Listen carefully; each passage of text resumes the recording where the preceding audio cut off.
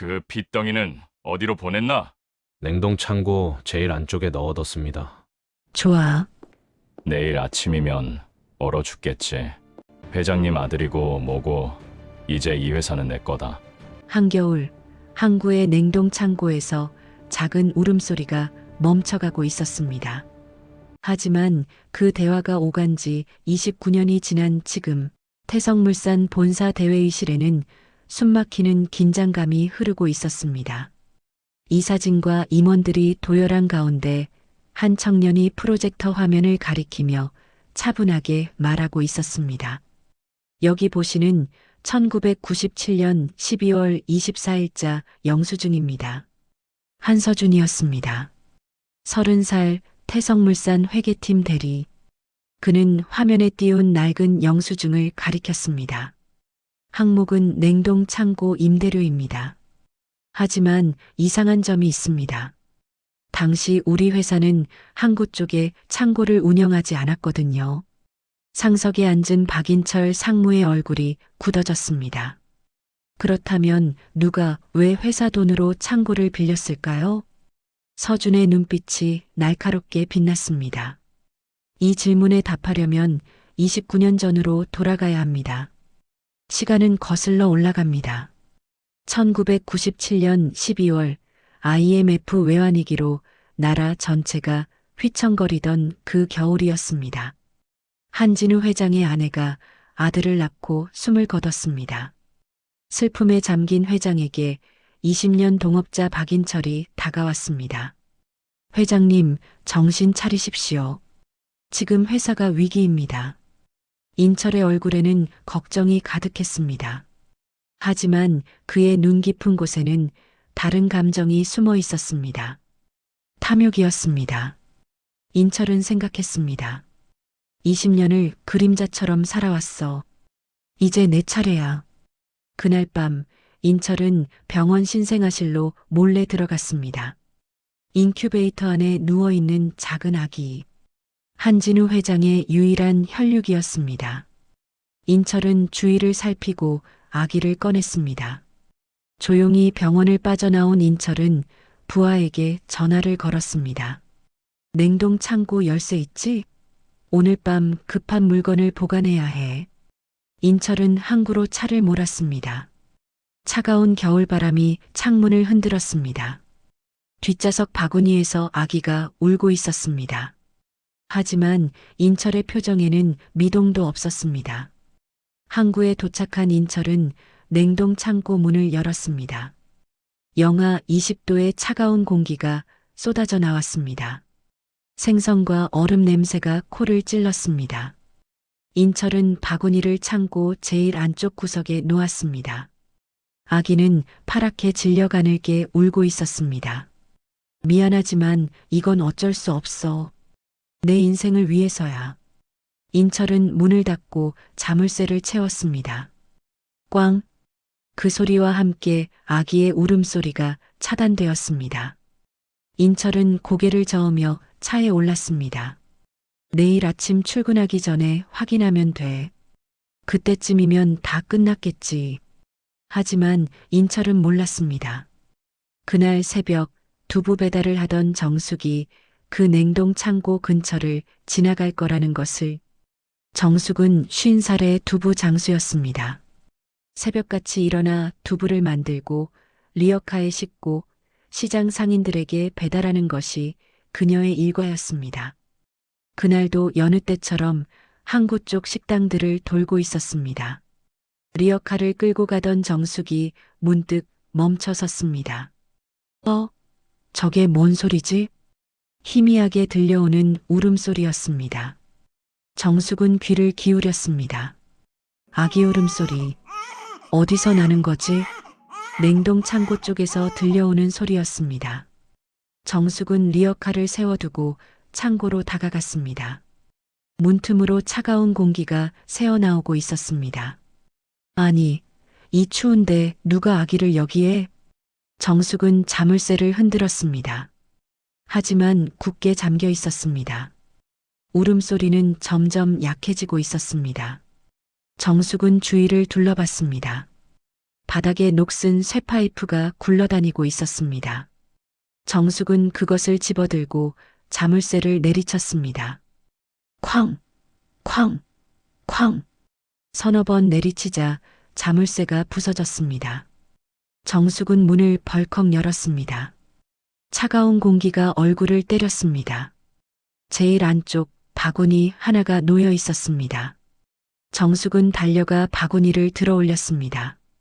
파랗게 질린 아기가 떨고 있었습니다. 입술은 보라빛으로 변해 있었습니다. 아이고, 이를 어째. 누가 이런 짓을. 정숙은 재빨리 자신의 두툼한 점퍼를 벗어 아기를 감쌌습니다. 그리고 가슴에 꼭 끌어안았습니다. 괜찮다, 아가. 이제 안 춥다. 내가 살린다. 정숙의 체온이 아기에게 전해졌습니다. 아기의 울음소리가 조금씩 힘을 되찾았습니다. 정숙은 바구니 안을 살폈습니다. 병원 이름표가 찢어진 채 구겨져 있었습니다. 겨우 읽을 수 있는 글자는 1997년 12월 24일 뿐이었습니다. 정숙은 아기를 안고 냉동 창고를 나왔습니다. 동이 트고 있었습니다. 리어카 위에 올려둔 두부가 식어 있었습니다. 하지만 정숙은 개의치 않았습니다. 그녀에게는 지금 두부보다 훨씬 소중한 것이 품에 안겨 있었으니까요. 살았구나. 하늘이 살린 거다. 정숙은 아기에게 이름을 지어주었습니다. 한서준. 서쪽에서 떠오르는 준수한 사람이 되라는 뜻이었습니다.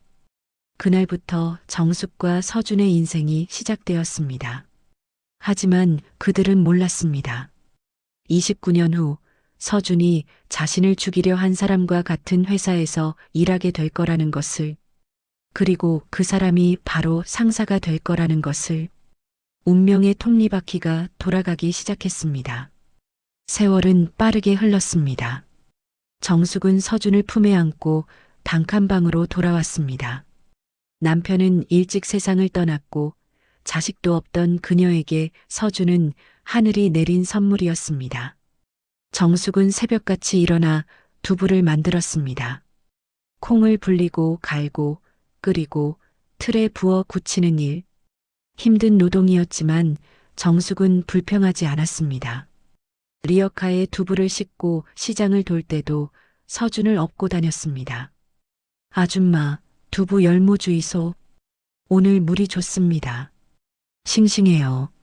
정숙의 목소리는 시장통에 울려 퍼졌습니다. 등에 업힌 서준은 눈을 동그랗게 뜨고 시장 풍경을 구경했습니다. 생선 파는 아저씨, 채소 파는 할머니, 떡볶이 장사하는 아주머니. 서준에게 시장은 살아있는 교과서였습니다. 서준이 7살이 되던 해였습니다. 정숙은 서준을 초등학교에 보내지 못했습니다. 돈이 없어서였습니다.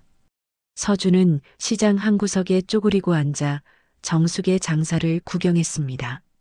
두부 한 모에 1,000원, 두 모에 1,900원입니다. 정숙이 손님에게 말했습니다. 그런데 계산이 복잡해지면 정숙은 머뭇거렸습니다. 글을 제대로 배우지 못한 그녀는 숫자에 약했습니다. 그때 서준이 말했습니다. 엄마, 5,000원 받으면 3,100원 거슬러 줘야 해. 정숙이 깜짝 놀라 서준을 봤습니다. 뭐라고? 내가 어떻게? 서준은 손가락을 꼽으며 설명했습니다. 1,000원짜리가 1개, 100원짜리가 9개. 그러면 1,900원이야. 5,000원에서 빼면 3,100원이지. 정숙은 입이 떡 벌어졌습니다. 7살짜리가 암산을 하다니. 그날부터 서준은 정숙의 계산을 도와주었습니다. 두부 15모면 15,000원이에요. 2만원 받으시면 5,000원 거슬러 드려야 해요. 시장 사람들이 서준을 신기하게 쳐다봤습니다. 정숙네 아들, 머리 하나는 기가 막히네. 학교도 안 가는데 저렇게 똑똑하다니. 정숙은 뿌듯하면서도 마음 한구석이 아팠습니다.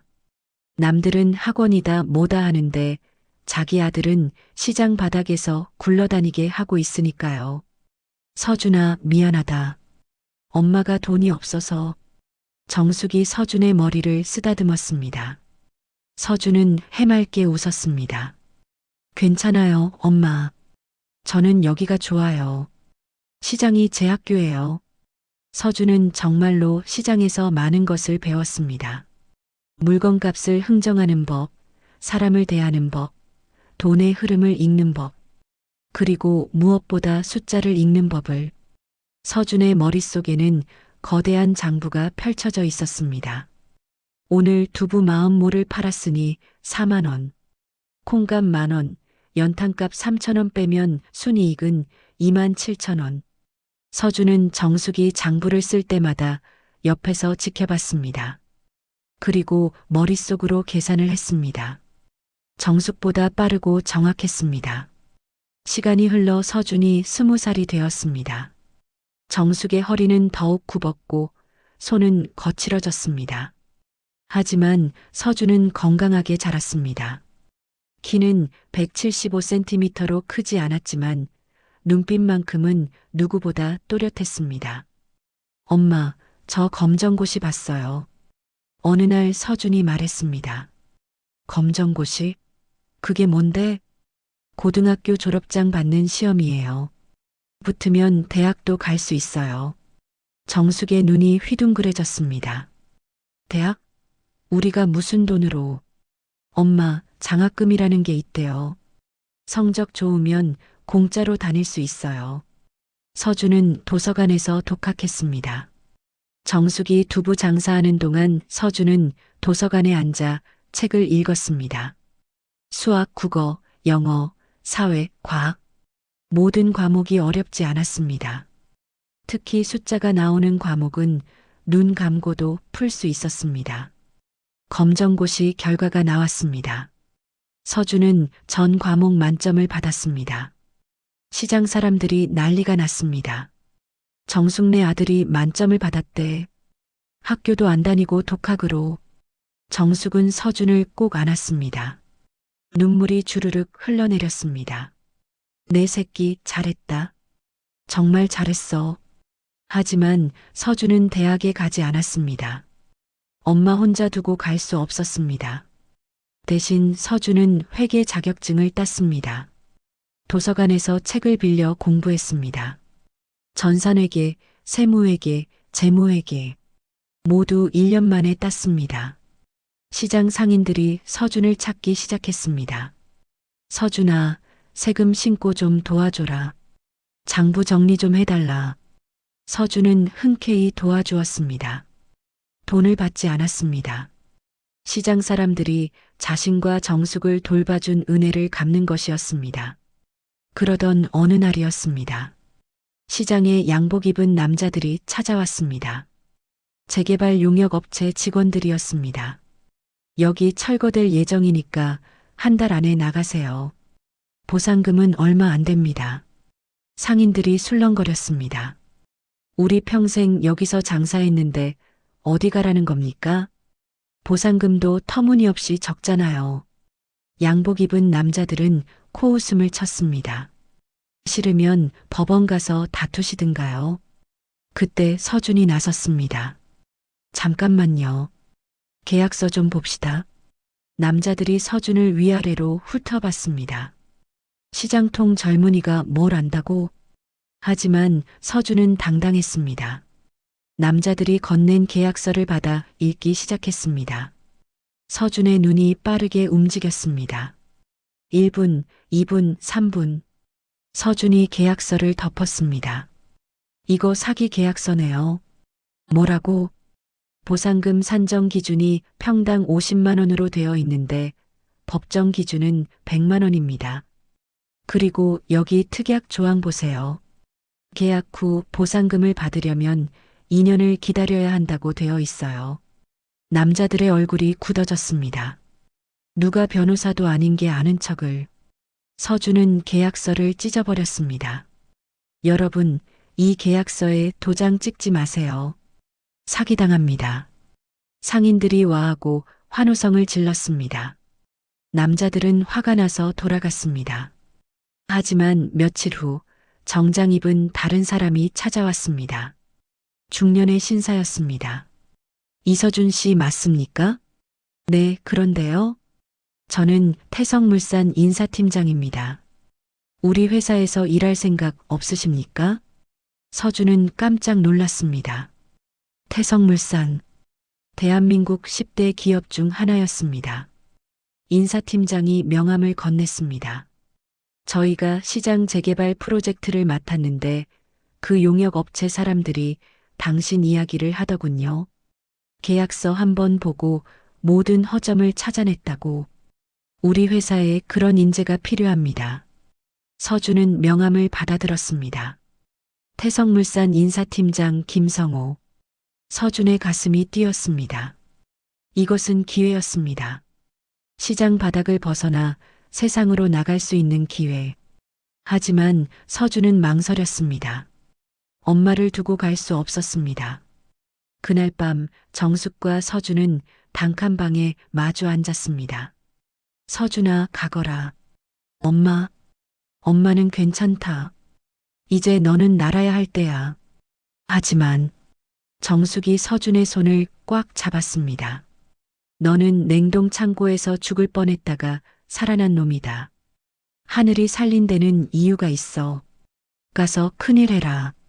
서준의 눈에 눈물이 고였습니다. 엄마, 꼭 성공할게요.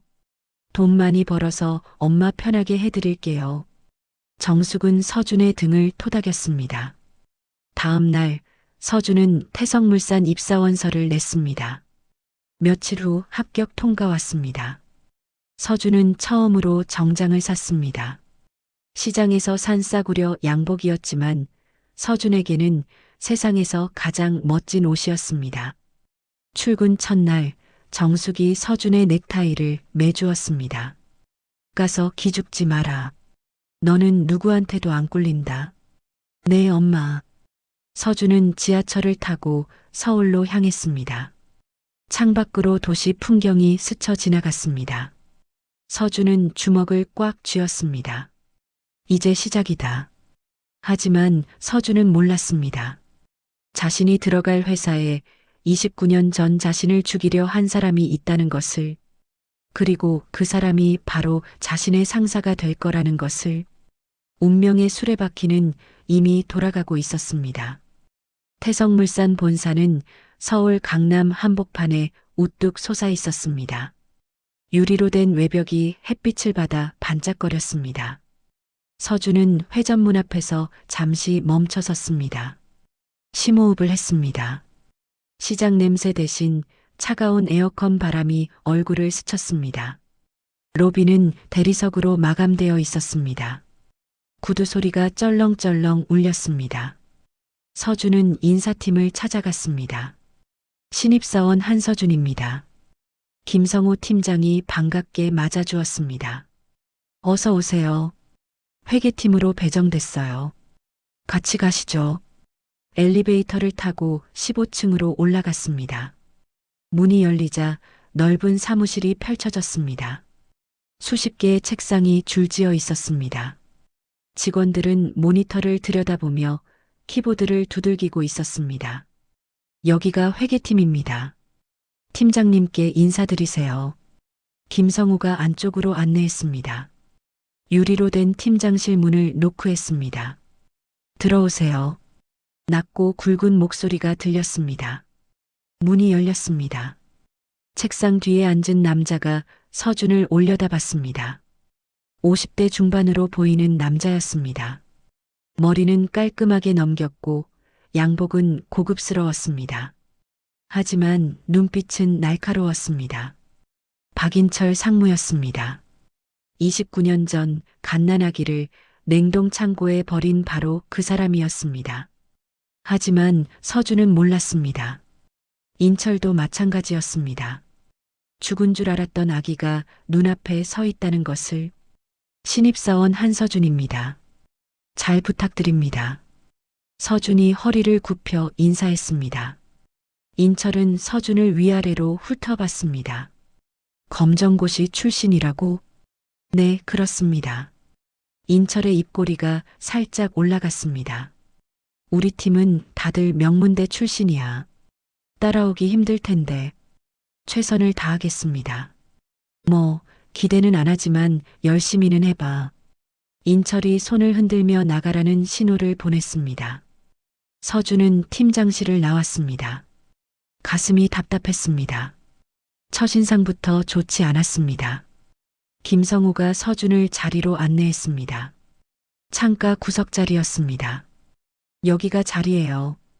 옆자리 대리님이 업무 알려주실 거예요. 옆자리에 앉은 남자가 고개를 까딱했습니다. 안녕하세요. 최민수 대리입니다. 한서준입니다. 잘 부탁드립니다. 민수는 무표정했습니다. 일단 앉아요. 할 일 알려줄게요. 서준은 자리에 앉았습니다. 의자가 삐걱거렸습니다. 낡은 의자였습니다. 컴퓨터도 오래된 모델이었습니다. 민수가 서류 뭉치를 서준 책상에 쿵 올려놓았습니다. 이거 전산 입력해요. 오늘 안에 끝내야 해요. 서준은 서류를 받습니다. 영수증과 전표가 수북했습니다. 최소한 200장은 넘어 보였습니다. 다 오늘 안에요? 응. 우리 팀은 빨라요. 손 빠르지 않으면 살아남기 힘들어요. 민수는 그렇게 말하고 자기 일을 시작했습니다. 서준은 한숨을 쉬었습니다. 하지만 포기하지 않았습니다. 서류를 한 장씩 정리하기 시작했습니다. 숫자가 눈에 들어왔습니다.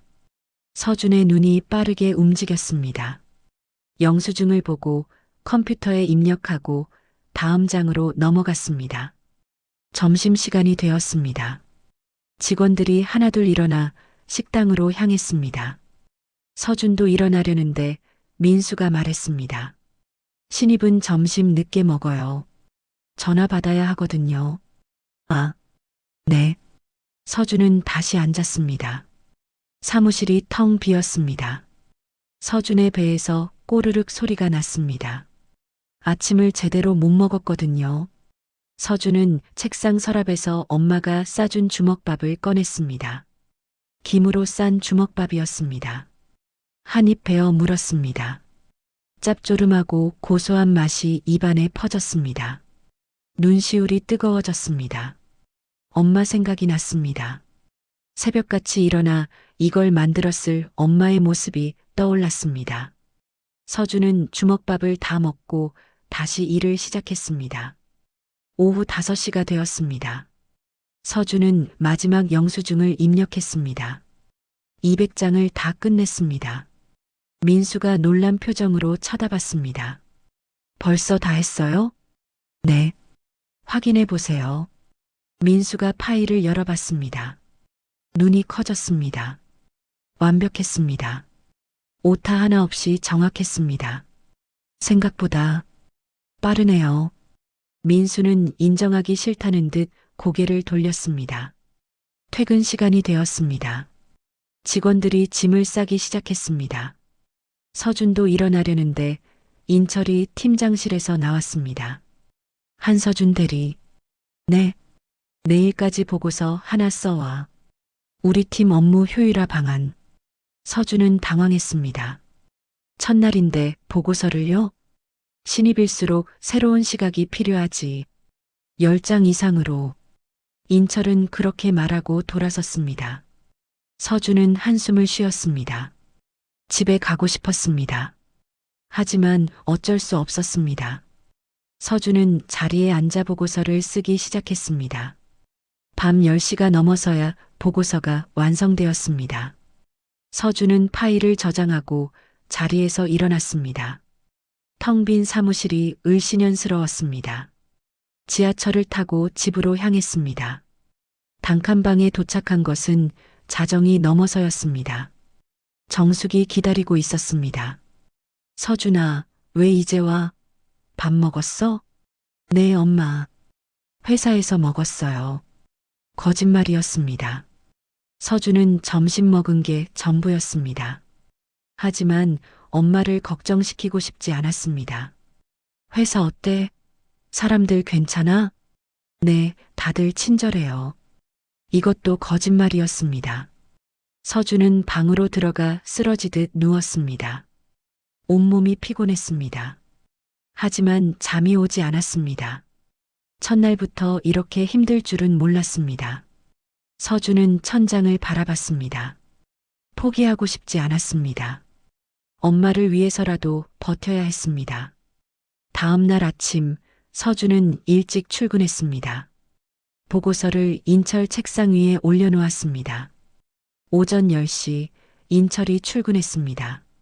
보고서를 읽더니 서준을 불렀습니다. 한서준 대리, 이거 뭐야? 서준이 팀장실로 들어갔습니다. 제가 쓴 보고서입니다. 업무 효율화 방안이라며? 이건 효율화가 아니라 혼란이야. 서준은 당황했습니다. 어느 부분이 그러신지요? 여기. 전부 다 틀렸어. 다시 써와.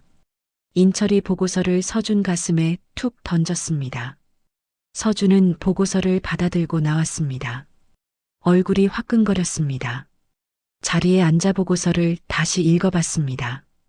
틀린 곳이 없었습니다. 인철이 트집을 잡은 것이었습니다. 서준은 이를 악물었습니다. 하지만 참았습니다. 보고서를 다시 썼습니다. 이번에는 통과되었습니다. 하지만 칭찬은 없었습니다. 그렇게 일주일이 지났습니다. 서준은 매일 야근을 했습니다. 다른 직원들보다 2배는 많은 일을 했습니다. 하지만 인정받지 못했습니다. 오히려 더 많은 일이 떨어졌습니다. 동료들은 서준을 무시했습니다. 커피 심부름을 시켰습니다. 복사를 시켰습니다. 서준은 묵묵히 했습니다. 하지만 속으로는 분노가 쌓여갔습니다. 어느 날 저녁이었습니다. 회식 자리였습니다. 인철이 술잔을 들었습니다. 우리 팀 신입 한서준 대리. 검정고시 출신이라 걱정했는데 일은 잘하더라고. 직원들이 웃었습니다. 하지만 비웃음이었습니다. 인철이 계속 말했습니다. 물론 명문대 출신들만큼은 아니지만 말이야. 또 웃음소리가 터졌습니다. 서준은 술잔을 꽉 쥐었습니다. 유리잔이 깨질 것 같았습니다. 하지만 참았습니다. 웃는 얼굴로 술을 마셨습니다. 그날 밤 서준은 집에 돌아와 화장실에 들어갔습니다. 거울을 봤습니다. 지친 얼굴이 비쳤습니다. 눈 밑에 다크서클이 내려앉았습니다. 서준은 주먹으로 세면대를 쳤습니다. 쿵! 아팠습니다. 하지만 마음속 분노보다는 덜했습니다. 서준은 생각했습니다. 언젠가는 인정받을 거야. 실력으로 보여줄 거야. 하지만 서준은 몰랐습니다. 자신을 괴롭히는 박인철이 29년 전 자신을 죽이려 한 바로 그 사람이라는 것을, 그리고 더 큰 시련이 기다리고 있다는 것을. 답답함은 이제 막 시작되었을 뿐이었습니다. 한 달이 지났습니다. 서준은 회사 생활에 조금씩 적응해 갔습니다. 하지만 인철의 괴롭힘은 점점 심해졌습니다. 어느 날 오후였습니다. 인철이 서준을 불렀습니다. 한서준 대리, 이번 주 금요일까지 지난 3년치 회계 장부 정리해. 서준은 깜짝 놀랐습니다. 3년치요? 그건 한 사람이 할 수 있는 분량이 아닌데요. 할 수 없으면 말고 다른 사람 시키지 뭐. 인철은 비웃듯 말했습니다. 서준은 이를 악물었습니다. 아니요, 하겠습니다. 그날부터 서준은 밤을 새우기 시작했습니다. 3년치 장부는 방대했습니다. 수천 장의 전표와 영수증이었습니다. 하지만 서준은 포기하지 않았습니다. 한 장 한 장 꼼꼼히 확인했습니다. 숫자를 입력하고 검토하고 정리했습니다. 이틀째 밤이었습니다. 서준의 눈이 침침해졌습니다. 손가락이 저려왔습니다. 하지만 멈추지 않았습니다. 그때였습니다. 이상한 전표 하나가 눈에 들어왔습니다. 1997년 12월 24일자 전표였습니다. 항목은 냉동 창고 임대료. 금액은 50만 원. 서준은 고개를 갸우뚱했습니다. 우리 회사가 항구 쪽에 창고를 운영했나? 서준은 파일을 검색했습니다. 하지만 냉동 창고 관련 자료는 그것뿐이었습니다. 딱 하루만 임대한 것이었습니다. 이상했습니다. 왜 하루만 빌렸을까? 서준은 전표를 자세히 봤습니다. 결제란에 서명이 있었습니다. 박인철. 서준의 심장이 쿵 뛰었습니다. 인철 상무가 결제한 것이었습니다. 1997년 12월 24일. 서준은 그 날짜를 어디선가 본 것 같았습니다. 어디였지? 서준은 기억을 더듬었습니다. 그러다 번쩍 떠올랐습니다. 정숙이 자신을 발견한 날이 1997년 12월 25일 새벽이었습니다. 그러니까 전날 밤이 12월 24일이었던 것입니다. 우연일까? 서준은 전표를 복사해서 가방에 넣었습니다. 금요일이 되었습니다. 서준은 정리를 끝냈습니다. 3년치 장부를 완벽하게 정리했습니다. 인철에게 보고서를 제출했습니다. 인철은 놀란 표정으로 파일을 열어봤습니다. 눈이 커졌습니다. 정말 다 했네? 네. 확인해 보십시오. 인철은 파일을 꼼꼼히 확인했습니다. 틀린 곳이 없었습니다.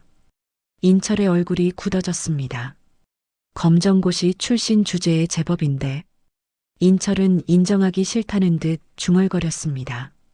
하지만 칭찬은 없었습니다. 알았어. 나가봐.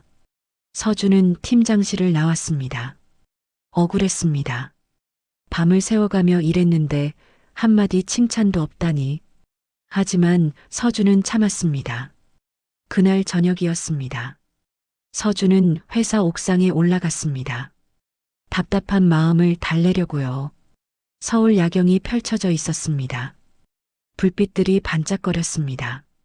서준은 난간에 기대어 섰습니다. 한숨이 나왔습니다. 이렇게 사는 게 맞나? 그때 뒤에서 목소리가 들렸습니다. 힘드신가요? 서준은 깜짝 놀라 돌아봤습니다. 중년의 남자가 서 있었습니다. 고급 양복을 입고 있었습니다. 머리는 반백이었고 얼굴에는 깊은 주름이 패여 있었습니다. 하지만 눈빛은 온화했습니다. 아, 죄송합니다. 누가 있는 줄 몰랐습니다. 괜찮아요. 나도 답답해서 올라왔거든요. 남자가 서준 옆에 섰습니다. 신입사원이신가 보네요. 얼굴이 낯설어서. 네. 한 달 전에 입사했습니다. 어느 팀이죠? 회계팀입니다. 아, 회계팀. 힘든 부서죠. 남자는 알고 있다는 듯 고개를 끄덕였습니다. 실례지만 어느 부서에 계신지요? 나요? 나는 그냥 이 회사에서 오래 일한 사람이에요. 남자는 애매하게 대답했습니다. 두 사람은 잠시 침묵했습니다. 야경을 바라봤습니다. 남자가 먼저 말을 꺼냈습니다. 혹시 고등어 좋아하세요? 고등어요? 네. 갑자기 고등어가 먹고 싶어져서요. 서준은 피식 웃었습니다. 저희 어머니가 두부 장사하시는데 고등어 요리를 잘하세요. 그래요? 어머니가 요리를 잘하시는군요. 네. 세상에서 제일 맛있어요. 부럽네요. 나는 집에서 밥 먹어본 지가 언제인지 모르겠어요. 남자의 목소리에 쓸쓸함이 묻어났습니다. 서준은 남자를 쳐다봤습니다. 왠지 외로워 보였습니다. 내일 점심시간에 도시락 싸올게요. 같이 드실래요? 남자가 놀란 표정으로 서준을 봤습니다. 정말요? 괜찮겠어요? 네. 어머니가 늘 넉넉하게 싸주시거든요. 고맙습니다. 그럼 내일 뵙죠. 남자는 그렇게 말하고 먼저 내려갔습니다. 서준도 집으로 돌아갔습니다. 단칸방에 도착하니 정숙이 기다리고 있었습니다. 서준아, 오늘도 늦었네. 힘들지? 괜찮아요, 엄마. 정숙이 서준의 손을 잡았습니다. 손이 거칠어졌습니다. 키보드를 많이 쳐서 굳은 살이 박였습니다. 내 새끼 고생한다. 정숙의 눈시울이 붉어졌습니다. 엄마, 울지 마세요. 저 괜찮아요. 서준은 정숙을 안아주었습니다. 다음 날 아침이었습니다. 정숙은 일찍 일어나 도시락을 쌌습니다. 서준 것과 어제 옥상에서 만난 사람 것 두 개를 정성스럽게 준비했습니다. 고등어 조림과 시금치 나물, 계란말이를 넣었습니다. 서준아, 회사에서 좋은 사람 만났구나. 엄마 기뻐. 네, 엄마. 좋은 분 같아요. 서준은 도시락 2개를 가방에 넣고 출근했습니다. 점심시간이 되었습니다. 서준은 옥상으로 올라갔습니다. 남자가 먼저 와서 기다리고 있었습니다. 왔네요. 네. 도시락 가져왔습니다. 두 사람은 난간 옆에 앉았습니다. 서준이 도시락을 열었습니다. 구수한 냄새가 퍼졌습니다. 고등어 조림이었습니다. 남자의 눈이 커졌습니다. 이건 어머니가 정성껏 만드신 거예요. 드세요. 남자는 떨리는 손으로 젓가락을 들었습니다. 고등어 한 점을 집어 입에 넣었습니다. 눈을 감았습니다. 맛있습니다. 남자의 목소리가 잠겼습니다. 눈시울이 붉어졌습니다. 왜 우세요? 아니에요. 그냥 오래전에 먹어본 맛이라서요. 남자는 눈물을 훔쳤습니다. 두 사람은 말없이 밥을 먹었습니다. 남자가 입을 열었습니다. 서준 씨, 혹시 어렸을 때 어디서 자랐어요? 인천 항구 쪽 시장에서 자랐습니다. 항구요? 그쪽은 추운 곳이죠. 네. 겨울에는 바람이 많이 불어요. 가족은 어머니뿐이신가요? 네. 아버지는 일찍 돌아가셨다고 들었어요. 남자는 고개를 끄덕였습니다. 어머니 성함이 정숙이요. 박정숙. 남자의 손이 미세하게 떨렸습니다. 혹시 1997년부터 그쪽에서 사셨나요? 네. 제가 기억하기로는 그때부터요. 남자는 더 이상 묻지 않았습니다. 하지만 뭔가 생각에 잠긴 표정이었습니다. 식사가 끝났습니다. 남자가 일어서며 말했습니다. 고마웠어요. 오랜만에 따뜻한 밥을 먹었어요. 천만에요. 또 같이 먹어요. 네. 내일도 올게요. 남자는 그렇게 말하고 먼저 내려갔습니다. 서준도 자리로 돌아왔습니다. 오후 업무가 시작되었습니다. 그런데 갑자기 사무실이 술렁거렸습니다. 회장님 나오신다. 직원들이 벌떡 일어났습니다. 서준도 따라 일어났습니다. 복도 끝에서 사람들이 걸어오고 있었습니다. 앞장선 사람이 눈에 들어왔습니다. 중년의 남자였습니다. 고급 양복을 입고 있었습니다. 서준은 숨이 멎었습니다. 어제 옥상에서 만난 그 사람이었습니다. 한진우 회장이었습니다. 서준은 얼굴이 화끈거렸습니다. 회장님인 줄도 모르고 반말을 했다니. 진우는 회계팀을 지나가다 서준과 눈이 마주쳤습니다. 살짝 미소를 지었습니다. 그리고 지나갔습니다. 서준은 그 자리에 얼어붙었습니다. 인철이 서준에게 다가왔습니다. 한서준 대리 회장님 아시는 사이야? 아니요. 처음 뵙습니다. 회장님이 자네한테 웃으셨는데? 그건 잘 모르겠습니다. 인철은 의심스러운 눈빛으로 서준을 쳐다봤습니다. 그날 이후 인철의 괴롭힘이 더 심해졌습니다. 질투였습니다. 회장이 서준에게 관심을 보인 것이 마음에 들지 않았던 것입니다. 서준은 하루하루가 지옥 같았습니다. 하지만 회장과의 점심 약속만은 지켰습니다. 매일 옥상에서 도시락을 나눠 먹었습니다. 진우는 서준에게 회사 이야기를 해주었습니다. 서준은 진우에게 시장 이야기를 해주었습니다. 두 사람은 점점 가까워졌습니다. 하지만 둘 다 몰랐습니다. 자신들이 아버지와 아들이라는 것을, 29년 전 끊어진 인연이 다시 이어지고 있다는 것을, 그리고 그 인연을 끊으려 했던 박인철이 바로 옆에서 지켜보고 있다는 것을. 폭풍 전야였습니다. 석 달이 지났습니다. 서준과 진우 회장의 점심 모임은 계속되었습니다. 두 사람은 이제 편한 사이가 되었습니다. 회장님, 오늘 메뉴는 김치찌개입니다. 좋아요. 정숙 씨 손맛은 정말 일품이에요. 두 사람은 옥상에서 도시락을 나눠 먹었습니다. 진우가 물었습니다. 서준 씨, 혹시 부모님에 대해 알고 싶지 않아요? 서준은 젓가락을 멈췄습니다. 가끔 궁금하긴 해요. 하지만 엄마가 제 전부예요. 진우는 고개를 끄덕였습니다. 그래도 혈육이니까 궁금하지 않을까 싶어서요. 회장님은 왜 그런 질문을 하세요?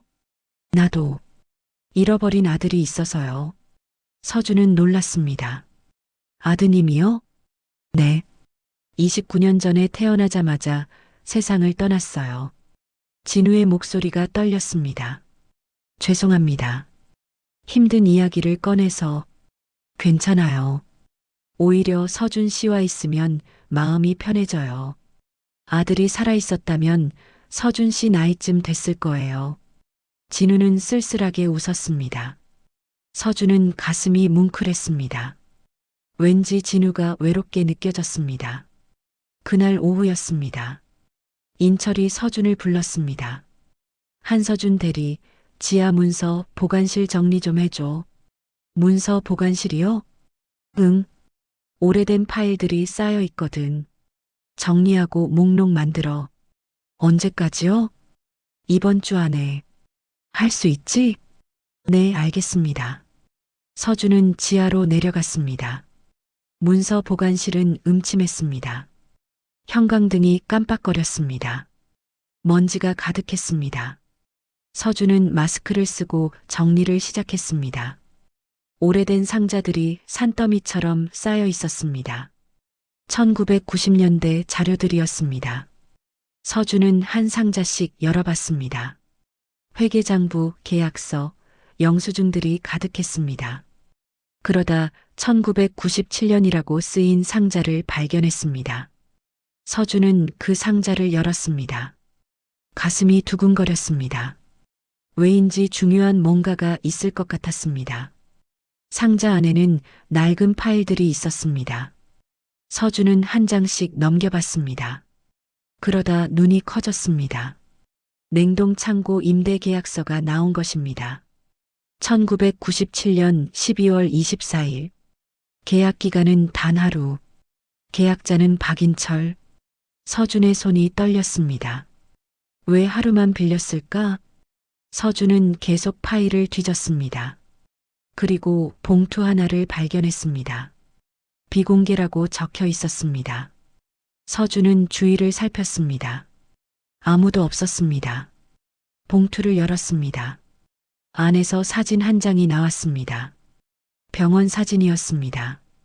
인큐베이터 안에 누운 아기가 보였습니다. 사진 뒷면에 글씨가 적혀 있었습니다. 한진우 회장 아들. 1997년 12월 24일 출생. 서준의 심장이 쿵 내려앉았습니다. 회장님, 아들이 12월 24일에 태어났다고? 그날은 정숙이 자신을 발견한 날이었습니다. 우연일까? 서준은 더 깊이 파일을 뒤졌습니다. 그리고 메모 한 장을 발견했습니다. 박인철의 필체였습니다. 냉동 창고 처리 완료.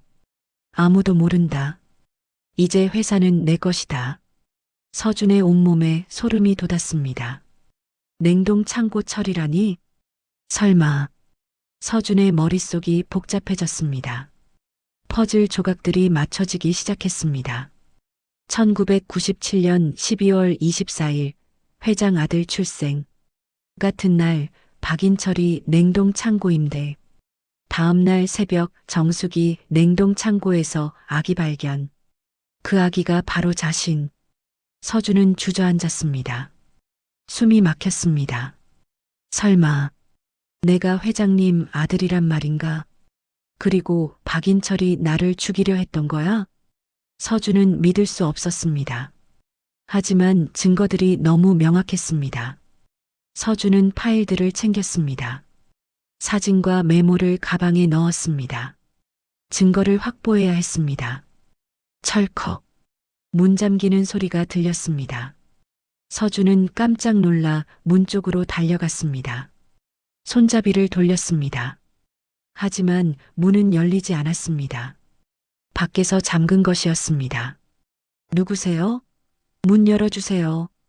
서준이 문을 두들겼습니다. 하지만 대답이 없었습니다. 복도는 조용했습니다. 서준은 휴대폰을 꺼냈습니다. 하지만 지하라서 신호가 잡히지 않았습니다. 망했다.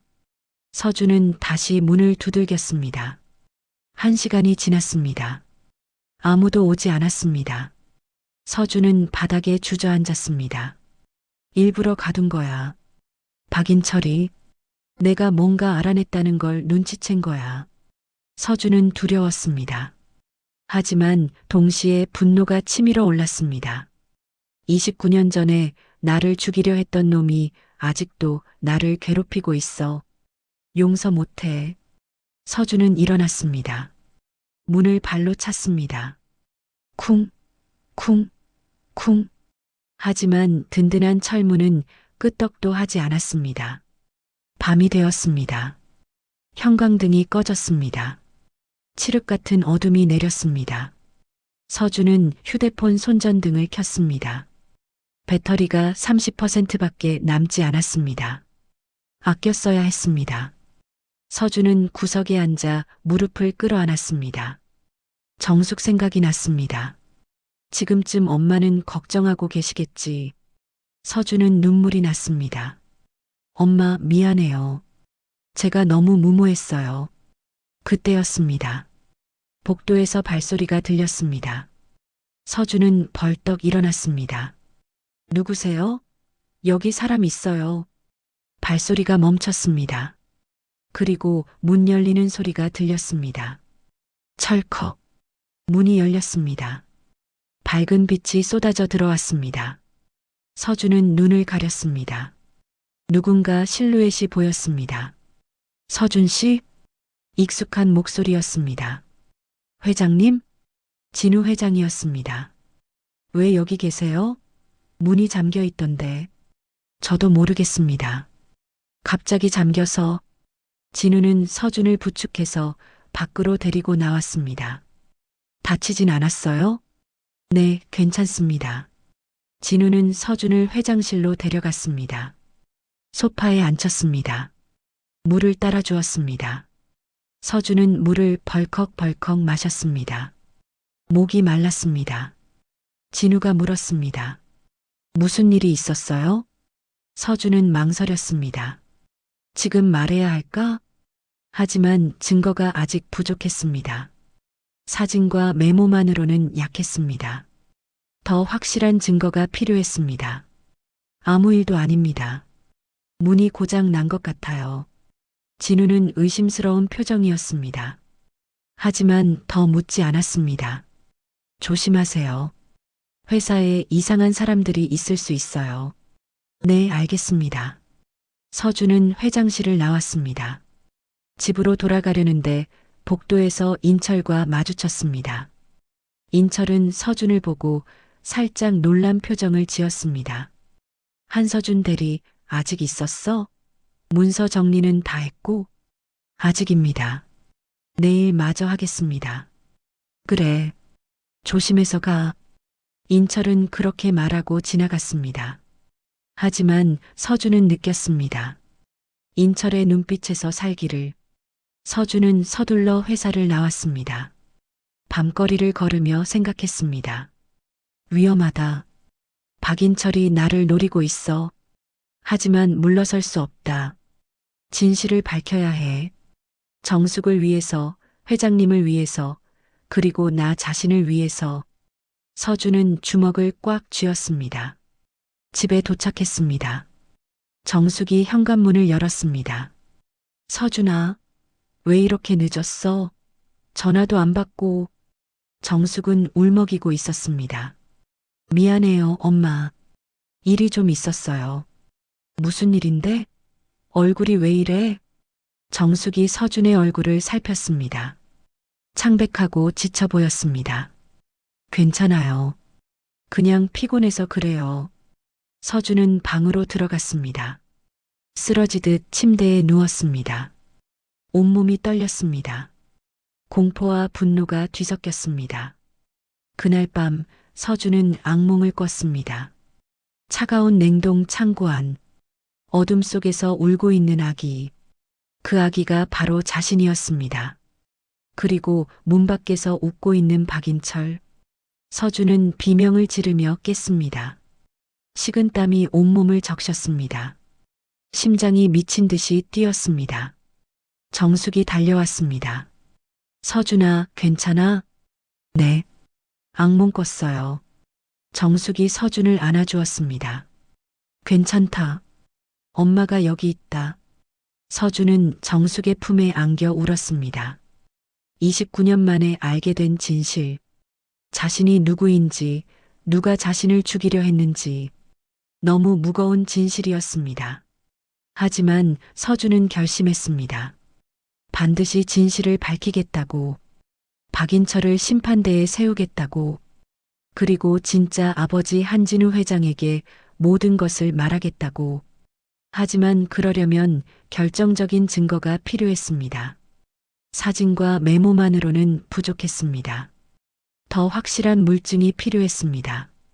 서준은 계획을 세우기 시작했습니다. 답답함은 절정에 달했습니다. 하지만 곧 반격의 시간이 올 것이었습니다. 다음 날 아침 서준은 일찍 출근했습니다. 사무실은 아직 조용했습니다. 서준은 자리에 앉아 생각했습니다.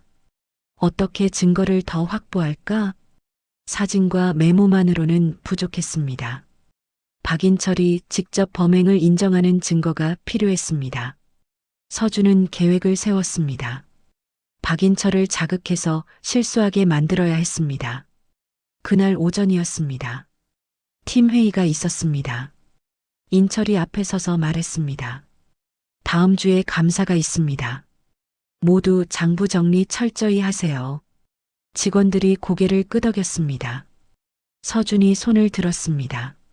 질문 있습니다. 인철이 서준을 쳐다봤습니다. 눈빛이 날카로웠습니다. 뭔데? 1997년 장부를 확인하다가 이상한 항목을 발견했습니다. 회의실이 조용해졌습니다. 인철의 얼굴이 굳어졌습니다. 무슨 항목? 냉동 창고 임대료입니다. 하루만 빌린 기록이 있던데 왜 그런 건지 궁금해서요. 인철의 입가가 경련했습니다. 그건 오래전 일이라 기억이 안 나는데. 하지만 상무님 결제 사인이 있던데요.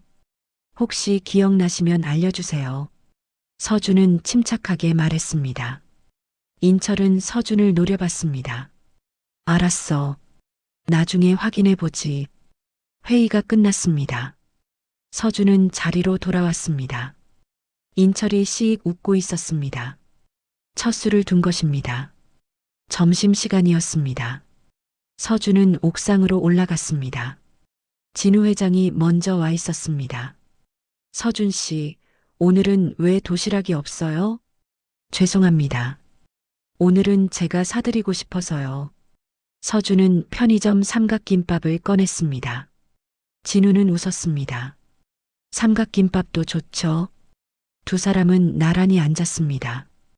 서준이 조심스럽게 물었습니다. 회장님, 혹시 1997년 12월 24일에 무슨 일이 있었는지 기억하세요? 진우의 표정이 어두워졌습니다. 그날, 내 아들이 태어난 날이에요.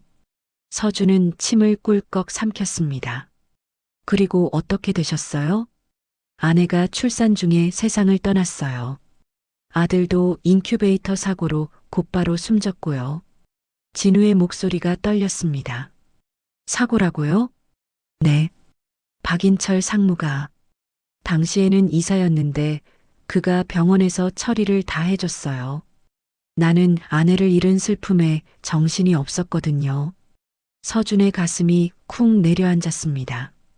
박인철이 처리했다고? 혹시 아드님 시신을 직접 보셨어요? 진우는 고개를 저었습니다. 아니요.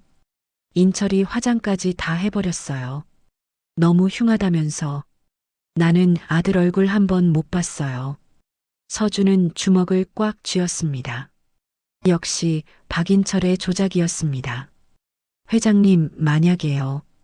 만약 아드님이 살아있다면 어떻게 하시겠어요? 진우는 서준을 빤히 쳐다봤습니다. 무슨 뜻이에요? 그냥 궁금해서요. 진우는 한참 생각하더니 말했습니다. 당연히 찾아야죠. 내 핏줄인데.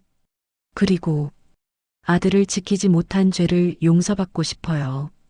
진우의 눈에 눈물이 맺혔습니다. 서준은 말하고 싶었습니다.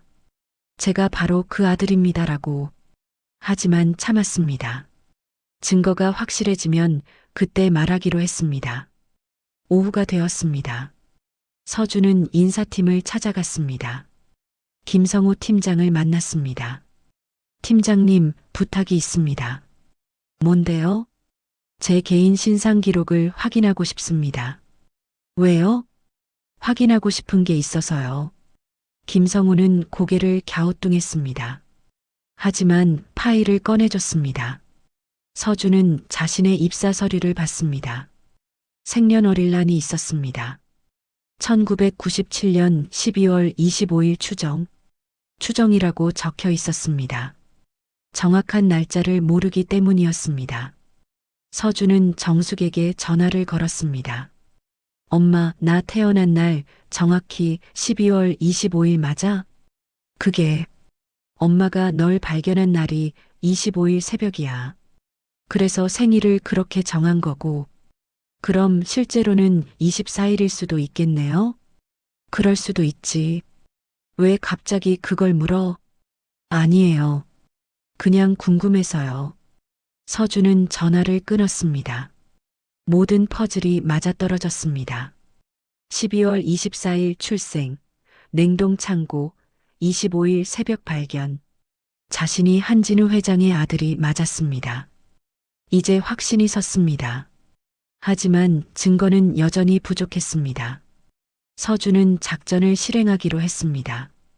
그날 저녁이었습니다. 서준은 일부러 늦게까지 남았습니다. 사무실에 인철만 남아 있었습니다. 서준은 인철 팀장실 문을 두들겼습니다. 들어와. 서준이 들어갔습니다. 상무님, 1997년 장부 정리하다가 파일 하나를 더 발견했습니다. 인철의 눈빛이 흔들렸습니다. 무슨 파일? 병원 관련 서류인데요. 혹시 상무님이 아시는 내용일까 싶어서요. 서준은 거짓말을 했습니다. 사실 아무것도 더 발견하지 못했습니다. 하지만 인철을 자극하려는 계략이었습니다. 인철이 벌떡 일어났습니다. 어디서 발견했어? 지하문서 보관실에서요. 인철의 얼굴이 사색이 되었습니다. 그 파일 어디 있어? 제 책상에 두었는데요. 가져올까요? 아니, 됐어. 내가 직접 볼게. 넌 퇴근해. 인철은 서준을 밖으로 내보냈습니다. 서준은 사무실을 나왔습니다. 하지만 완전히 나가지 않았습니다. 비상계단에 숨어서 지켜봤습니다. 인철이 서준의 책상으로 갔습니다. 서랍을 뒤지기 시작했습니다. 하지만 아무것도 없었습니다. 당연했습니다. 서준이 거짓말을 했으니까요. 인철은 화가 나서 주먹으로 책상을 쳤습니다. 쿵! 그리고 전화기를 들었습니다. 누군가에게 전화를 걸었습니다. 나야. 한서준이 뭔가 알아낸 것 같아. 조치를 취해야겠어. 상대방이 뭐라고 말했습니다. 그래, 최대한 조용히. 사고처럼 보이게. 알았지? 인철이 전화를 끊었습니다. 서준은 온몸에 소름이 돋았습니다. 나를 죽이려는 거야. 29년 전처럼 서준은 서둘러 회사를 빠져나왔습니다. 심장이 미친 듯이 뛰었습니다. 위험하다. 정말 위험해. 하지만 동시에 기회이기도 했습니다. 인철이 움직인다는 것은 증거를 확보할 기회라는 뜻이었습니다. 서준은 경찰서를 찾아갔습니다. 하지만 신고할 수 없었습니다. 구체적인 위협이 없었기 때문입니다. 전화 통화 내용만으로는 부족했습니다. 서준은 다른 방법을 찾아야 했습니다. 집으로 돌아가는 길이었습니다. 어두운 골목을 지나고 있었습니다. 그때였습니다. 뒤에서 발소리가 들렸습니다. 서준은 뒤를 돌아봤습니다. 2명의 남자가 다가오고 있었습니다. 검은 옷을 입고 있었습니다. 얼굴은 마스크로 가려져 있었습니다. 서준은 직감했습니다. 인철이 보낸 사람들이다. 서준은 달리기 시작했습니다. 남자들도 뒤쫓았습니다. 서준은 숨이 차올랐습니다. 다리가 후들거렸습니다. 하지만 멈출 수 없었습니다. 큰 길로 나가야 했습니다. 사람들이 있는 곳으로. 서준은 골목을 빠져나와 대로로 달렸습니다. 사람들이 보였습니다. 남자들이 멈춰 섰습니다. 사람들 앞에서는 함부로 할 수 없었던 것입니다. 서준은 택시를 잡아탔습니다. 집으로 가주세요. 빨리요. 택시가 출발했습니다. 서준은 뒤를 돌아봤습니다. 남자들이 멀어지고 있었습니다. 서준은 안도의 한숨을 쉬었습니다. 하지만 공포는 가시지 않았습니다. 집에 도착했습니다. 정숙이 문을 열어줬습니다. 서준아, 얼굴이 왜 그래? 무슨 일 있었어? 아니에요, 엄마. 괜찮아요. 서준은 방으로 들어갔습니다. 문을 잠그고 침대에 주저앉았습니다. 온몸이 떨렸습니다. 진짜 죽을 뻔했습니다. 박인철은 진심이었습니다. 자신을 죽이려는 것이 진심이었습니다. 서준은 결심했습니다. 더 이상 혼자서는 안 되겠다고. 도움이 필요했습니다. 한진우 회장에게 모든 것을 말해야 했습니다. 지금 당장. 서준은 휴대폰을 꺼냈습니다. 진우 회장에게 문자를 보냈습니다. 회장님, 급히 뵙고 싶습니다. 중요한 이야기가 있습니다. 곧 답장이 왔습니다. 무슨 일이에요? 지금 만날까요? 네. 회사 말고 다른 곳에서 만나고 싶습니다. 알겠어요. 한강공원으로 올까요? 네. 30분 후에 뵙겠습니다. 서준은 다시 밖으로 나갔습니다. 정숙에게는 급한 일이 있다고만 말했습니다. 한강공원에 도착했습니다. 진우 회장이 벤치에 앉아 기다리고 있었습니다. 서준이 다가갔습니다. 회장님, 서준 씨, 무슨 일이에요? 목소리가 심상치 않던데. 서준은 진우 옆에 앉았습니다. 심호흡을 했습니다. 그리고 입을 열었습니다. 회장님, 제가 드릴 말씀이 있습니다. 믿기 어려우실 수도 있는데. 괜찮아요. 말해보세요. 서준은 가방에서 사진을 꺼냈습니다. 병원에서 찍은 아기 사진이었습니다. 이게 뭐죠? 회장님, 아드님 사진입니다. 진우의 손이 떨렸습니다. 어디서 구했어요? 회사 지하 보관실에서 발견했습니다. 그리고 이것도요. 서준은 메모를 보여줬습니다. 냉동 창고 처리 완료라고 적힌 메모였습니다. 진우의 얼굴이 창백해졌습니다. 이게 무슨 뜻이죠? 서준은 모든 것을 말했습니다. 박인철이 냉동 창고를 빌린 것, 회장님 아들이 죽지 않았을 가능성, 그리고 자신이 발견된 날짜, 모든 것이 일치한다는 것. 진우는 믿을 수 없다는 표정으로 서준을 봤습니다. 설마, 서준 씨가? 저도 확신할 수는 없습니다. 하지만 가능성이 높습니다. 진우는 벌떡 일어났습니다. 당장 DNA 검사를 하죠. 하지만 그 전에 박인철을 잡아야 합니다. 오늘 저를 죽이려고 사람을 보냈어요. 뭐라고? 진우의 눈에 분노가 타올랐습니다. 서준은 오늘 있었던 일을 모두 설명했습니다. 진우는 주먹을 꽉 쥐었습니다. 인철이 감히 회장님 증거를 확보해야 합니다. 확실한 증거를요. 어떻게요? 제가 계획이 있습니다. 서준은 진우에게 자신의 계획을 설명했습니다. 진우는 고개를 끄덕였습니다. 위험하지만 해야겠어요. 내가 도울게요. 두 사람은 악수했습니다. 아버지와 아들이 손을 맞잡은 순간이었습니다. 비록 아직 확인되지 않았지만 두 사람의 마음은 이미 통하고 있었습니다. 반격의 시간이 다가오고 있었습니다. 다음 날 아침이었습니다. 서준은 평소처럼 출근했습니다. 하지만 가슴속에는 거대한 계획이 숨어 있었습니다. 인철을 함정에 빠뜨릴 계획이었습니다. 서준은 자리에 앉아 일을 시작했습니다. 겉으로는 아무렇지 않은 척했습니다. 점심시간이 되었습니다. 서준은 옥상으로 올라가지 않았습니다. 대신 인철을 찾아갔습니다. 상무님, 어제 말씀하신 파일 찾았습니다. 인철의 눈빛이 번뜩였습니다. 어디 있어? 제 차에 두었습니다. 퇴근 후에 드릴까요? 아니, 지금 당장 가져와.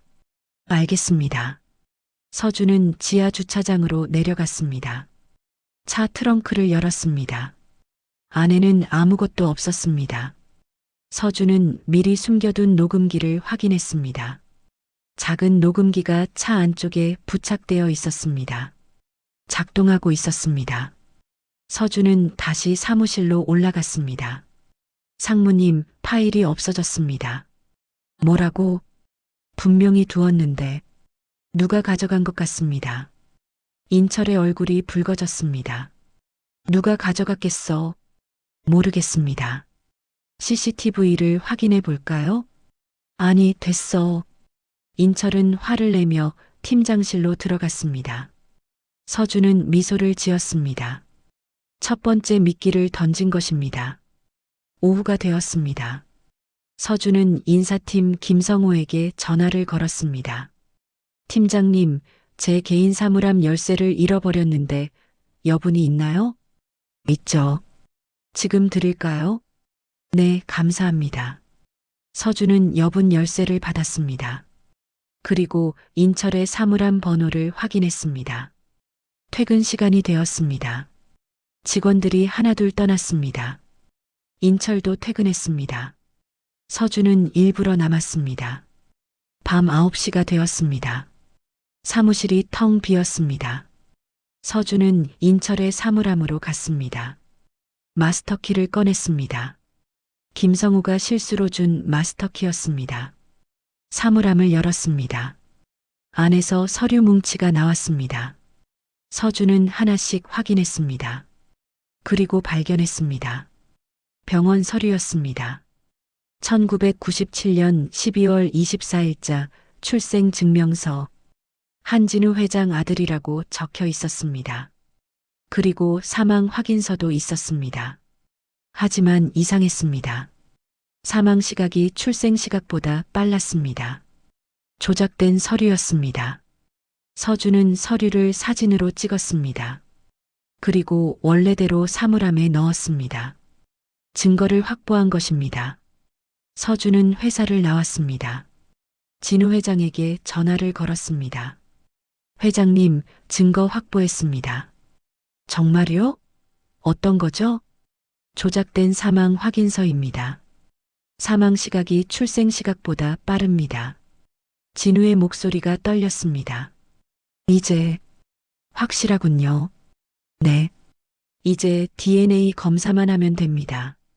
내일 아침 병원으로 가죠. 알겠습니다. 다음 날 새벽이었습니다. 서준과 진우는 병원에서 만났습니다. DNA 검사를 했습니다. 결과는 이틀 후에 나온다고 했습니다. 두 사람은 조용히 기다리기로 했습니다. 회사에서는 평소처럼 일했습니다. 인철은 서준을 의심스럽게 쳐다봤습니다. 하지만 증거가 없었습니다. 이틀이 지났습니다. DNA 검사 결과가 나왔습니다. 서준과 진우는 병원으로 달려갔습니다. 의사가 봉투를 건넸습니다. 진우가 떨리는 손으로 봉투를 열었습니다. 결과지를 꺼내 읽었습니다. 눈이 커졌습니다. 일치율 99.99%. 친자 관계가 확인되었습니다. 진우는 결과지를 떨어뜨렸습니다. 서준을 와락 끌어안았습니다. 아들, 내 아들. 진우는 오열했습니다. 29년 만에 찾은 아들이었습니다. 서준도 울었습니다. 아버지, 아버지. 두 사람은 한참을 울었습니다. 병원 복도에서 서로를 끌어안고 울었습니다. 지나가는 사람들이 쳐다봤지만 신경 쓰지 않았습니다. 진우가 서준의 어깨를 잡았습니다. 미안하다. 지켜주지 못해서. 아니에요. 저를 살려주신 엄마 덕분에 여기까지 왔어요. 정숙 씨, 꼭 만나 뵙고 싶어요. 곧 만나실 수 있을 거예요. 두 사람은 미소를 지었습니다. 이제 마지막이 남았습니다. 박인철을 심판대에 세우는 것. 진우가 말했습니다. 내일 임시 이사회를 소집하겠어요. 모든 임원이 참석할 겁니다. 저도 참석해도 될까요? 당연하죠.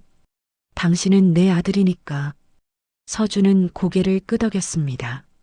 내일이 D-데이였습니다. 모든 진실이 밝혀질 날이었습니다. 다음 날 아침이었습니다. 태성물산 본사 대회의실. 임원들이 모두 모였습니다. 박인철도 있었습니다. 그는 여전히 당당했습니다. 아무것도 모르고 있었습니다. 진우 회장이 입장했습니다. 그 뒤로 서준이 따라 들어왔습니다. 인철의 얼굴이 굳어졌습니다. 왜 한서준이 여기 있지? 진우가 상석에 앉았습니다. 서준은 진우 옆에 섰습니다. 진우가 입을 열었습니다. 오늘 이 자리에 여러분을 모은 이유는 중대한 발표가 있어서입니다. 임원들이 웅성거렸습니다. 29년 전 제 아들이 태어났습니다. 하지만 곧바로 세상을 떠났다고 들었죠. 진우의 목소리가 회의실에 울렸습니다. 하지만 그것은 거짓이었습니다. 임원들이 술렁거렸습니다. 인철의 얼굴이 창백해졌습니다. 제 아들은 죽지 않았습니다. 누군가가 아들을 죽이려 했지만 기적적으로 살아남았습니다. 진우는 서준을 가리켰습니다. 이 사람이 바로 제 아들입니다. 한서준, 아니 한진우의 아들 한서준입니다. 회의실이 발칵 뒤집혔습니다. 임원들이 놀라서 일어났습니다. 인철도 벌떡 일어났습니다. 회장님, 무슨 말씀을 하시는 겁니까? 증거라도 있습니까? 서준이 앞으로 나섰습니다. 있습니다. 서준은 프로젝터를 켰습니다. 화면에 사진이 떴습니다. 냉동 창고 계약서였습니다. 1997년 12월 24일 박인철 상무님께서 냉동 창고를 하루만 임대하셨습니다. 인철의 입이 떨렸습니다. 그건 왜 하루만 빌렸을까요? 무엇을 보관하려고 했을까요? 다음 화면이 떴습니다. 메모 사진이었습니다. 냉동 창고 처리 완료. 이것은 상무님이 직접 쓴 메모입니다. 필체 감정도 받았습니다. 인철은 뒤로 물러섰습니다. 다음 화면이 떴습니다. 조작된 사망 확인서였습니다. 이것은 상무님 사물함에서 발견한 서류입니다. 사망 시각이 출생 시각보다 빠릅니다. 불가능한 일이죠. 인철은 말문이 막혔습니다. 마지막 화면이 떴습니다. DNA 검사 결과였습니다. 그리고 이것이 결정적 증거입니다. 저와 회장님의 DNA가 일치합니다. 친자 관계가 확인되었습니다. 회의실이 술렁거렸습니다. 진우가 일어섰습니다. 박인철 상무, 당신은 29년 전 제 아들을 냉동 창고에 버려 죽이려 했습니다. 회사를 독차지하기 위해서였죠. 인철은 뒤로 비틀거렸습니다. 아니요. 그건, 그리고 최근에도 제 아들을 죽이려 했습니다. 사람을 보내 습격하게 했죠. 서준이 녹음 파일을 재생했습니다. 인철의 목소리가 흘러나왔습니다. 조치를 취해야겠어. 최대한 조용히. 사고처럼 보이게. 회의실이 조용해졌습니다. 모두가 인철을 쳐다봤습니다. 경멸과 분노의 눈빛이었습니다. 인철은 무릎이 꺾였습니다. 바닥에 주저앉았습니다. 회장님, 저는 그저 이제 와서 변명하지 마세요. 진우의 목소리는 차갑게 얼어붙어 있었습니다. 당신은 20년 동업자였습니다. 내가 믿었던 사람이었어요. 하지만 당신은 내 아들을 죽이려 했습니다. 용서할 수 없습니다. 진우가 인터폰을 눌렀습니다. 경비실, 경찰을 부르세요. 잠시 후 경찰이 들어왔습니다. 인철에게 수갑을 채웠습니다. 철컥. 차가운 금속 소리가 회의실에 울렸습니다. 인철이 끌려가며 소리쳤습니다. 회장님, 저를 믿어주십시오. 하지만 아무도 듣지 않았습니다. 인철은 복도로 끌려갔습니다. 엘리베이터 문이 닫혔습니다. 회의실이 조용해졌습니다. 진우가 서준을 바라봤습니다. 서준도 진우를 바라봤습니다. 두 사람은 미소를 지었습니다. 29년 만에 정의가 실현된 순간이었습니다. 임원들이 박수를 쳤습니다. 짝짝짝짝. 박수 소리가 회의실에 가득 찼습니다. 서준은 눈시울이 뜨거워졌습니다. 진우는 서준의 어깨를 두드렸습니다. 잘했어요, 아들. 그날 저녁이었습니다. 진우는 서준을 데리고 인천으로 갔습니다. 정숙의 집으로 갔습니다. 초인종을 눌렀습니다. 정숙이 문을 열었습니다. 서준아, 그리고 진우가 허리를 깊이 숙여 인사했습니다. 정숙 씨, 처음 뵙겠습니다. 한진우입니다. 정숙은 당황했습니다. 회장님이 왜 여기에? 서준이 말했습니다. 엄마, 들어가서 이야기해요. 세 사람은 좁은 거실에 앉았습니다. 서준이 모든 것을 설명했습니다. DNA 검사 결과, 박인철의 범죄, 모든 것을. 정숙은 눈물을 흘렸습니다. 그래, 결국 찾았구나. 내 진짜 아버지를. 진우가 정숙 앞에 무릎을 꿇었습니다. 정숙 씨, 고맙습니다. 제 아들을 살려주셔서. 진우는 바닥에 이마를 대고 절했습니다. 제가 지키지 못한 생명을 당신이 살려주셨습니다. 이 은혜는 평생 갚아도 모자랍니다. 정숙은 진우를 일으켜 세웠습니다. 일어나세요, 회장님. 전 그저 제가 할 일을 했을 뿐입니다. 아니에요. 당신은 제 아들의 생명의 은인입니다. 진짜 어머니입니다. 진우의 목소리가 떨렸습니다. 서준이 두 사람을 바라봤습니다.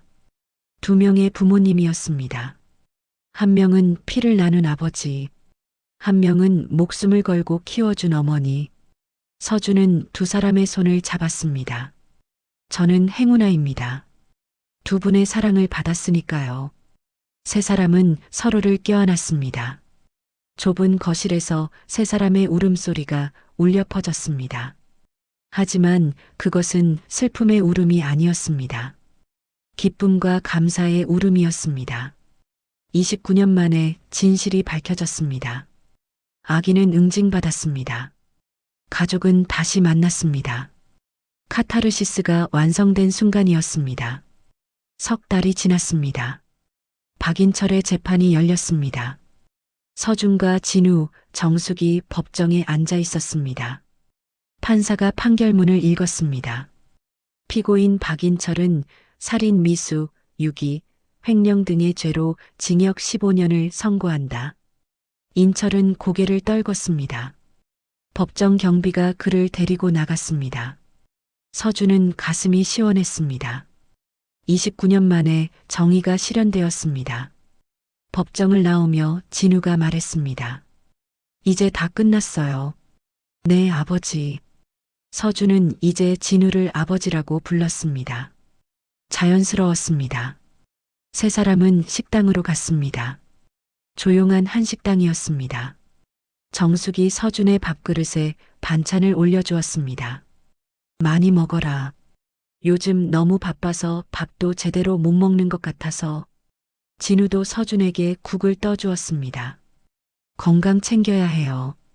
앞으로 할 일이 많으니까. 서준은 두 사람의 사랑을 받으며 밥을 먹었습니다. 진우가 정숙에게 물었습니다. 정숙 씨, 두부 장사는 그만두실 생각 없으세요? 정숙은 고개를 저었습니다. 아니에요. 전 일하는 게 좋아요. 손님들 만나는 것도 즐겁고요. 그래도 이제 편히 쉬셔야죠. 회장님, 전 괜찮습니다. 일하는 게 제 삶이에요. 진우는 미소를 지었습니다. 알겠습니다. 대신 제가 새 가게를 하나 준비했어요. 시장 입구에 큰 매장이에요. 정숙은 깜짝 놀랐습니다. 그럴 필요 없어요. 지금도 충분해요. 아니에요. 서준이를 살려주신 은혜를 조금이라도 갚고 싶어요. 정숙은 감동했습니다. 눈시울이 붉어졌습니다. 고맙습니다, 회장님. 저를 진우라고 불러주세요. 우리 이제 가족 아닙니까? 정숙은 수줍게 웃었습니다. 그럼, 진우 씨. 네, 정숙 씨. 서준은 두 사람을 보며 흐뭇하게 웃었습니다. 식사가 끝났습니다. 세 사람은 한강공원을 산책했습니다. 석양이 강물을 붉게 물들이고 있었습니다. 진우가 말했습니다. 서준, 다음 달부터 회사 부사장으로 임명할 거야. 서준은 놀랐습니다. 부사장이요? 너무 빠른 거 아닌가요? 내 실력이면 충분해. 그동안 회사를 위해 많은 일을 했잖아. 하지만 믿어요. 내 아들이니까. 진우는 서준의 어깨를 두드렸습니다. 서준은 고개를 끄덕였습니다. 최선을 다하겠습니다. 정숙이 서준의 손을 잡았습니다. 서준아, 너무 무리하지는 마라. 건강이 최고야. 네, 엄마. 알아요. 세 사람은 강변을 따라 걸었습니다. 바람이 불었습니다. 차가웠지만 상쾌했습니다. 진우가 말했습니다. 서준, 내가 태어난 날 이후로 나는 매일 후회하며 살았어. 지켜주지 못한 것에 대해서. 아버지. 하지만 이제는 다르다. 너를 다시 찾았으니까. 앞으로는 절대 놓지 않을 거야. 저도요, 아버지. 평생 곁에 있을게요. 두 사람은 포옹했습니다. 정숙은 조금 떨어져서 미소를 지으며 지켜봤습니다. 몇 달 후였습니다. 태성물산 본사 앞에 새 간판이 걸렸습니다. 부사장 한서준. 서준은 넓은 사무실을 배정받았습니다. 창 밖으로 서울 시내가 한눈에 보였습니다. 서준은 책상에 사진 액자를 놓았습니다. 정숙과 진우 그리고 자신이 함께 찍은 사진이었습니다. 세 사람 모두 환하게 웃고 있었습니다. 노크 소리가 들렸습니다. 들어오세요. 문이 열렸습니다. 김성호 팀장이었습니다. 부사장님, 회의 준비 완료되었습니다. 알겠습니다. 지금 가겠습니다. 서준은 재킷을 입고 회의실로 향했습니다. 복도를 걸으며 생각했습니다. 29년 전 냉동 창고에 버려졌던 아기. 죽을 뻔했지만 기적적으로 살아남은 아이. 시장 바닥에서 굴러다니며 자란 청년.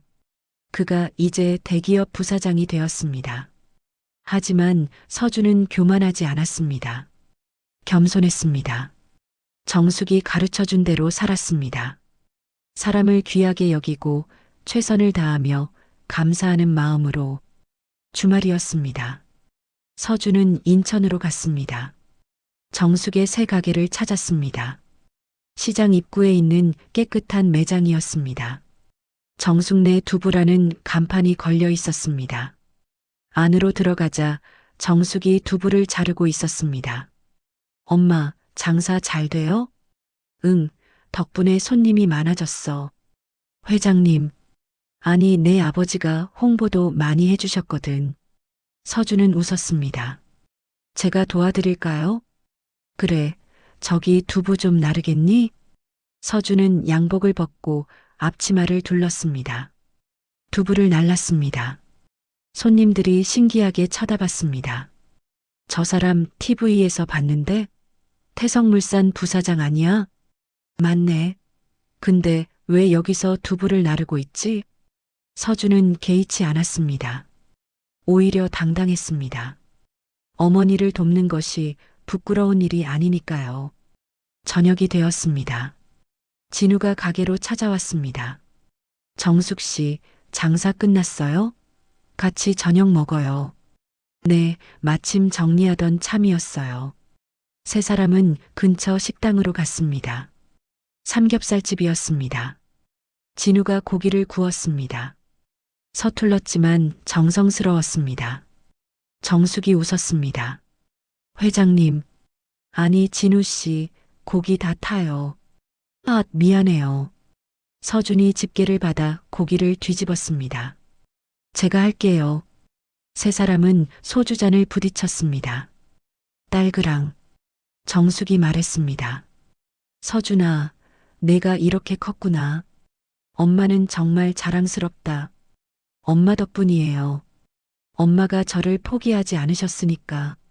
진우도 말했습니다. 정숙 씨, 고맙습니다. 제 아들을 훌륭하게 키워주셔서 제가 더 고맙죠. 서준이를 다시 찾게 해주셔서. 세 사람은 눈시울을 붉혔습니다. 하지만 곧 웃음을 터뜨렸습니다. 이제 슬픔은 없었습니다. 오직 기쁨과 감사만이 있었습니다. 몇 년이 흘렀습니다. 서준은 태성물산 사장이 되었습니다. 진우는 회장직을 유지하며 서준을 지도했습니다. 정숙은 여전히 두부 가게를 운영했습니다. 하지만 이제는 여유가 있었습니다. 가끔 진우와 함께 여행도 다녔습니다. 어느 겨울날이었습니다. 서준은 인천 항구를 찾았습니다. 29년 전 자신이 발견된 그 냉동 창고였습니다. 이제는 철거되고 없었습니다. 그 자리에 공원이 조성되어 있었습니다. 서준은 벤치에 앉았습니다. 눈이 내리고 있었습니다. 29년 전 그날도 이렇게 추웠을 것입니다. 하지만 정숙의 따뜻한 품이 자신을 살렸습니다. 서준은 미소를 지었습니다. 핸드폰이 울렸습니다. 정숙이었습니다. 서준아, 어디야? 저녁 먹으러 와. 지금 가요, 엄마. 아버지도 오신대. 빨리 와. 네, 알겠습니다. 서준은 일어섰습니다. 눈을 털고 차에 올랐습니다. 집으로 향했습니다. 정숙과 진우가 기다리는 그곳으로. 차 안에서 서준은 생각했습니다. 자신은 참으로 운이 좋은 사람이라고. 2번 죽을 뻔했지만 살아남았습니다. 그리고 2명의 부모님을 만났습니다. 한 명은 생명을 주었고 한 명은 생명을 지켰습니다. 서준은 2분 모두를 사랑했습니다. 차가 집 앞에 도착했습니다. 정숙과 진우가 현관에서 손을 흔들고 있었습니다. 서준은 차에서 내려 2 사람에게 달려갔습니다. 그리고 2 사람을 껴안았습니다. 엄마, 아버지, 사랑해요. 우리도 사랑한다, 아들. 3 사람은 따뜻한 집 안으로 들어갔습니다. 밖에서는 눈이 계속 내렸습니다. 하지만 집 안은 따뜻했습니다. 가족의 사랑으로 가득했습니다. 29년의 기나긴 여정이 마침내 행복한 결말을 맞이했습니다. 오늘 이야기가 여러분 마음에 와닿았기를 바랍니다. 냉동 창고에 버려진 생명이 기적적으로 살아남아 진실을 밝히고 가족을 되찾는 이야기. 피보다 진한 것은 함께한 시간이며 진정한 가족은 혈연이 아니라 사랑으로 맺어진다는 것을 기억하시기 바랍니다. 여러분의 삶에도 늘 따뜻한 사랑이 함께하기를 바랍니다. 끝까지 들어주셔서 감사합니다.